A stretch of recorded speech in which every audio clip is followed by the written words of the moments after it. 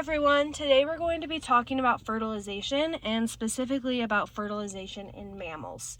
Fertilization occurs when egg and sperm meet in the female reproductive system, and specifically they meet within the fallopian tube. The egg and sperm cell membranes then fuse together and the genetic material of the sperm cell enters the egg cell. After that, the genetic material of the sperm and the egg cell can fuse together to form a diploid zygote. In this episode, we will discuss the sequence of events that lead to fusion of the genetic material in the egg and sperm cells. But to understand this process, we must first discuss the structures of the egg and sperm cells to get a better idea of what is going on. So we will start with the structure of the sperm cell. There are three main parts of a sperm cell. First is the head. The head contains the nucleus, which consists of the genetic material. It also contains a structure called the acrosome. The acrosome is located at the tip of the head, and it contains proteolytic enzymes, which are enzymes that break apart proteins. They will specifically break apart proteins that surround the egg cell. We will come back to this idea later on in this episode. The second part of the sperm is called the midpiece.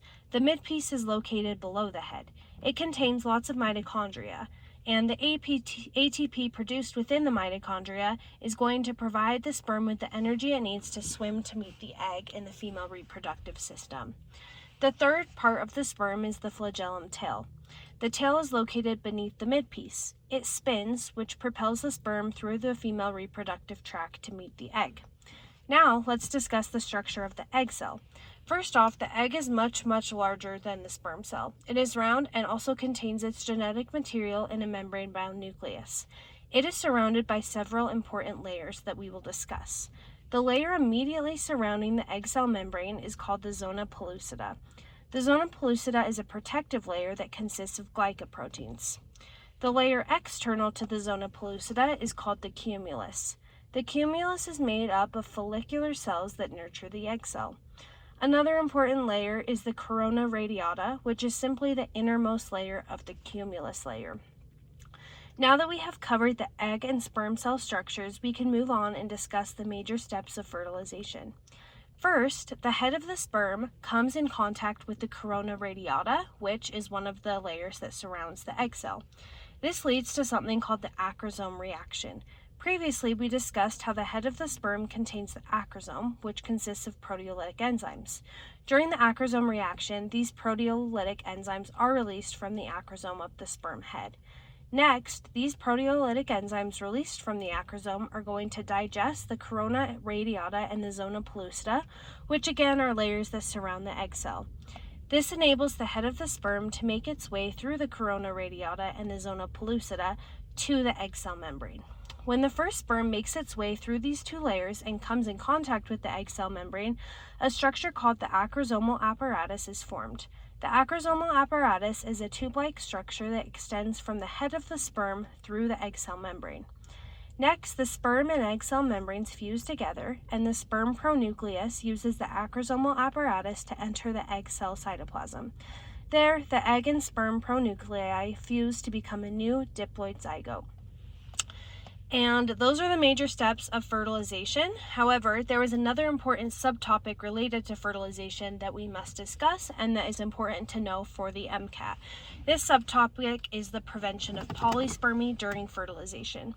Polyspermy occurs when more than one sperm cell fuses with the egg cell, and this can cause lots of problems since the zygote would have an incorrect number of chromosomes. So, to combat this problem, when the first sperm penetrates the egg cell membrane, a reaction called the cortical reaction occurs in the egg cell. And this happens when calcium ions are released from the egg cell. This causes the layers surrounding the egg to harden, which is going to produce something called the fertilization membrane. The fertilization membrane prevents polyspermy by preventing additional sperm from entering or coming into contact with the egg. Now, back to fertilization. Once the egg and sperm pronuclei fuse together, you are left with a newly formed zygote. The next podcast will go over how that zygote is implanted into the uterus and the many cell divisions and changes that occur in further development. Now, before we end this episode, let's go over a few practice questions related to fertilization.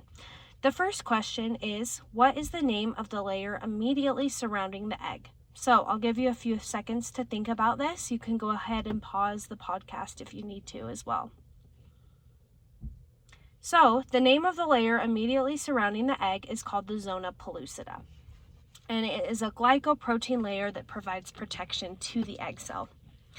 The second question is, what type of ion is released during the cortical reaction? The correct answer is calcium ions. Calcium ions are released during the cortical reaction, and they cause the formation of the fertilization membrane, which is going to prevent further sperm from entering the egg cell.